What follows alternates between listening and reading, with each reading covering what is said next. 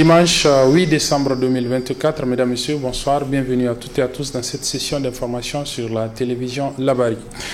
Dans le cadre de la commémoration des 16 jours d'activisme de lutte contre les violences basées sur le genre, l'Association des femmes juristes du Niger a organisé à la Faculté des sciences juridiques et politiques de l'Université Abdou-Moumouni Diofo de Niamey une conférence débat autour du thème sur les violences faites aux femmes et aux jeunes filles. Le résumé de cette conférence débat avec nos reporters Halidou Bourema et Adam Soumana. Apporter leur contribution dans le cadre de ces jours d'activisme de lutte contre les violences faites aux femmes et aux jeunes filles édition 2024, tel est l'objectif que se sont assignés les femmes juristes à travers leur association, la FJN. Ainsi, cette dernière initie par la présente ce cadre d'échange avec les étudiants en droit de l'Université Abdou-Moumouni pour débattre des violences basées sur le genre, notamment celles faites aux femmes et aux jeunes filles. Les 16 jours d'activisme sont l'occasion de relancer les engagements et de demander aux décideurs de rendre des comptes et d'agir alors que le monde s'approche du 30e anniversaire de la déclaration et du programme d'action de Beijing en 2025. Il n'y a pas d'excuse à la violence contre les femmes et les filles dans un monde où près d'une femme sur 3 subit des violences au cours de sa vie. La violence à l'égard des femmes et des filles peut et doit être empêchée. Il est essentiel d'impliquer toutes les parties prenantes dans la mobilisation contre la violence à l'égard des femmes et des filles. La violence faite aux femmes et aux filles, du fait de leur vulnérabilité, constitue la violation des droits humains, la plus répandue dans toutes les sphères de l'existence du foyer jusqu'à la communauté dans son ensemble, en passant par la famille, le milieu de travail, l'école. Ces violences ont la particularité d'être vécues en silence dans nos sociétés.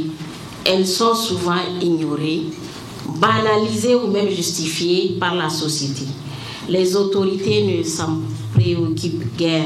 Les victimes gardent le silence par crainte d'être frappées ou stigmatisées.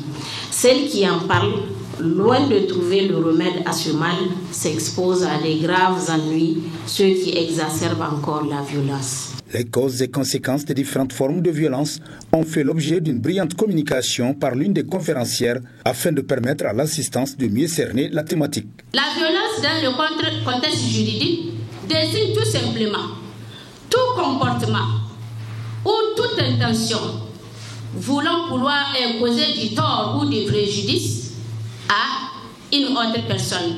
Le préjudice peut être physique, psychologique, émotionnel. La définition exacte de la violence dépend également du domaine du droit concerné, soit qu'on est en droit pénal, en droit civil, en droit international. Par rapport aux typologies, nous avons le viol. En dehors de ça, nous avons l'agression sexuelle. Deuxième typologie. C'est quoi l'agression sexuelle? C'est toute forme de contact sexuel sans consentement, débouchant ou reposant sur un acte de pénétration. Entre autres exemples, les tentatives de viol. Nous avons également comme typologie le mariage forcé.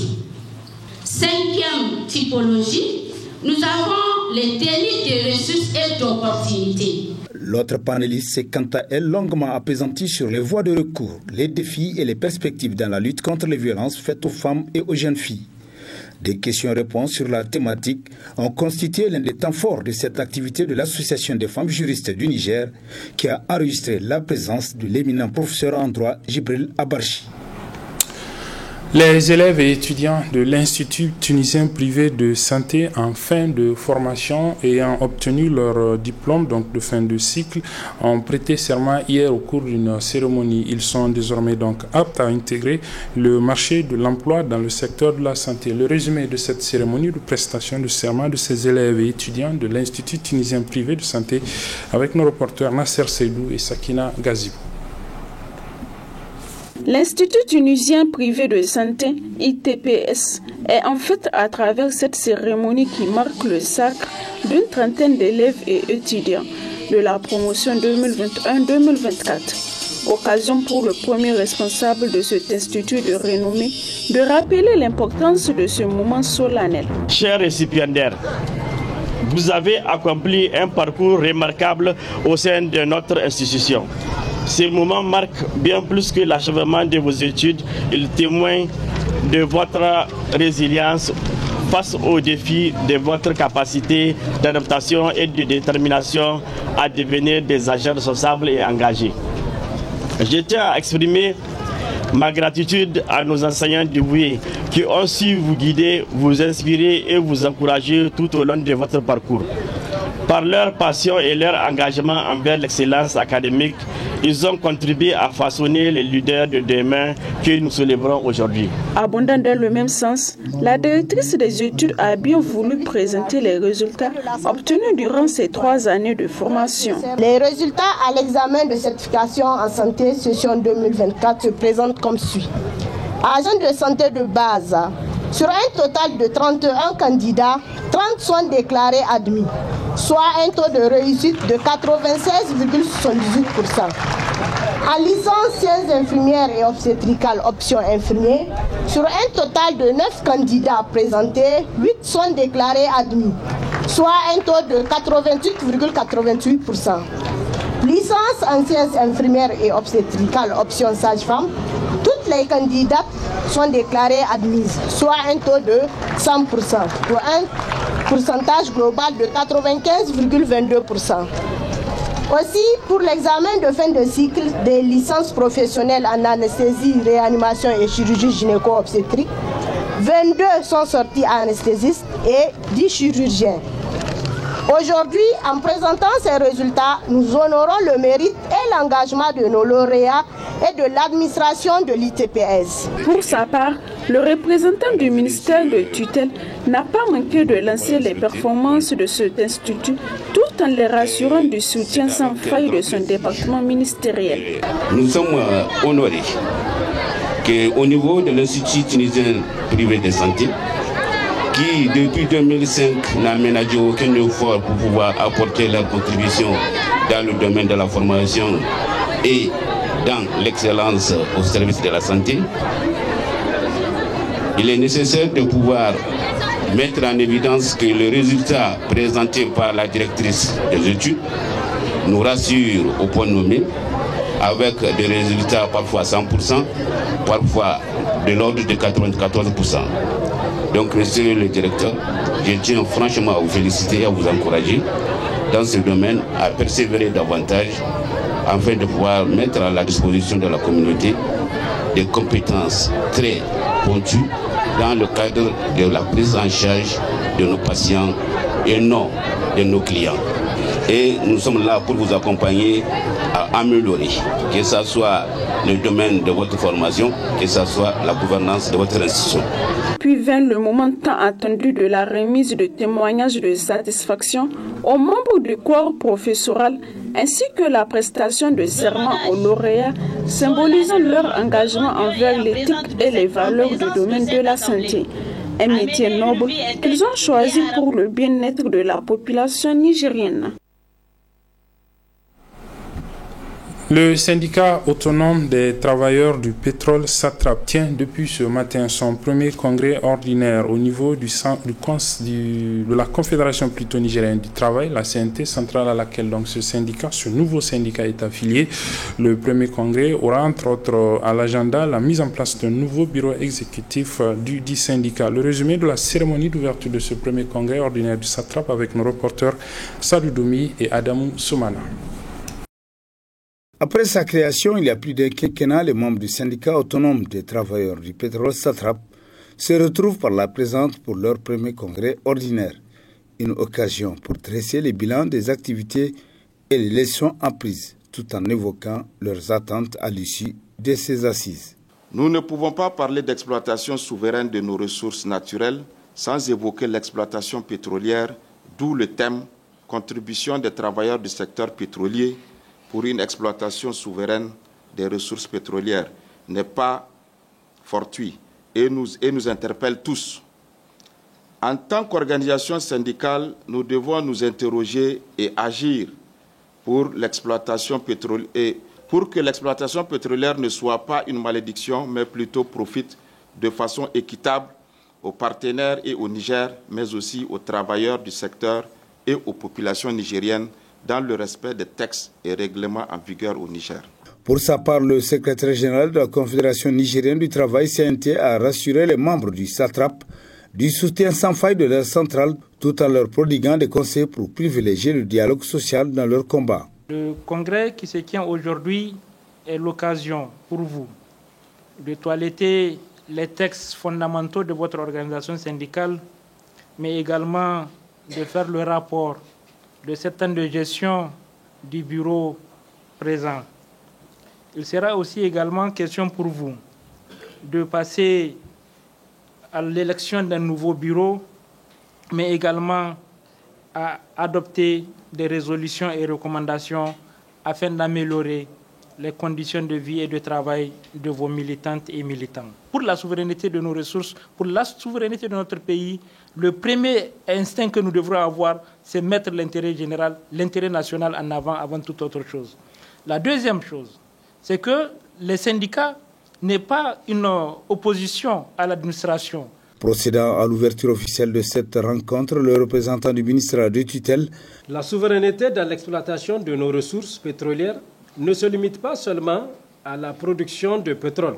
Elle implique également une responsabilité sociétale. En tant que travailleurs, vous êtes en première ligne pour garantir que les bénéfices de cette industrie profitent à notre pays.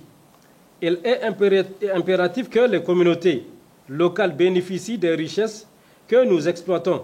Nous devons veiller à ce que chaque baril de pétrole soit une opportunité d'amélioration des conditions de vie, d'éducation et de santé pour notre population. Je tiens à exprimer ma gratitude envers chacun d'entre vous pour votre travail, votre dévouement et votre expertise. Et votre expertise sont inestimables pour notre pays. Ensemble, nous devons continuer à œuvrer pour une exploitation souveraine et responsable de notre pétrole, qui respecte tant l'environnement que les droits des peuples. La journée durant, ces représentants des différents services du secteur pétrolier du Niger vont se pencher sur les voies et moyens permettant de créer les conditions d'une amélioration du cadre de vie et de travail de l'ensemble des travailleurs du secteur pétrolier du Niger. Du sport pour refermer ce journal et c'est du football avec cette rencontre organisée ce matin par la Fédération nigérienne de football, rencontre à l'intention des encadreurs et des responsables, donc gestionnaires des centres de formation de football. Une rencontre qui vise donc à relancer donc la pratique du sport à la base au niveau notamment de ces centres de formation. Le résumé de l'ouverture de la rencontre avec nos reporters Chebou Guisso et Ismaël Moumondi. L'avenir du football nigérien, le développement de cette discipline sportive à la base permettra le renommement du football nigérien. Ce dernier ne saurait être possible sans la participation active des acteurs. C'est dans ce cadre que cette rencontre avec les encadreurs et gestionnaires des centres de formation à Niamey a été initiée par la Fédération nigérienne de football, FENIFOOT. Après le mot de bienvenue et de remerciement du président de la Ligue régionale de football de Niamey, Abdelkarim Dambajo, le troisième vice-président de la FENIFOOT a planté le décor de cette activité. J'avais demandé de vous rencontrer pour que nous puissions échanger, pour que nous puissions vous écouter, pour comprendre, savoir comment est-ce que vous êtes organisé, comment est-ce que vous travaillez, et qu'en retour, nous, on puisse vous dire comment est-ce que nous souhaitons que vous vous organisez, comment est-ce que nous souhaitons que vous travaillez, pour qu'ensemble, qu'ils puissent avoir une synergie forte et nous permettre, nous, en tant que structure fêtière, donc je vais parler de la FENIFOOT, de voir par quels moyens nous pouvons vous accompagner dans ce que vous faites pour le développement du football à la base, qui est l'avenir de notre football, comme tout le monde le sait. Si on n'est pas organisé à la base, c'est difficile d'avoir des résultats probants au niveau de l'élite.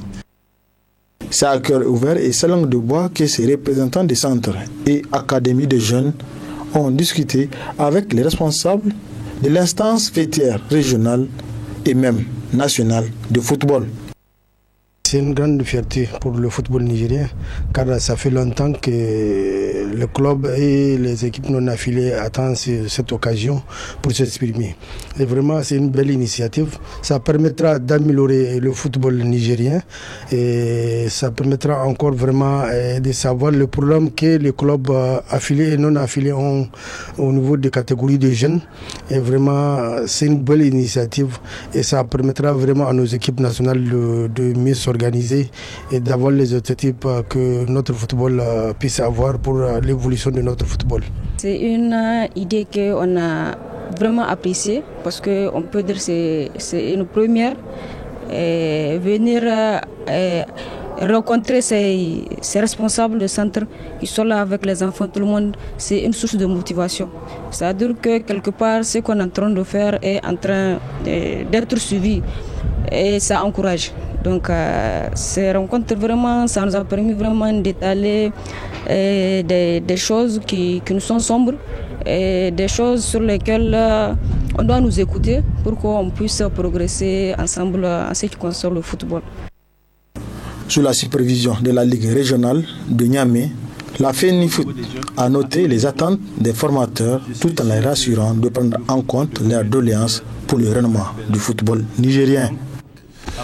Et c'est sur ce que se referme cette édition, mesdames et messieurs. Merci de l'avoir suivi. Très bonne suite des programmes sur la télévision Labari et surtout, bon début de semaine à toutes et à tous. Au revoir.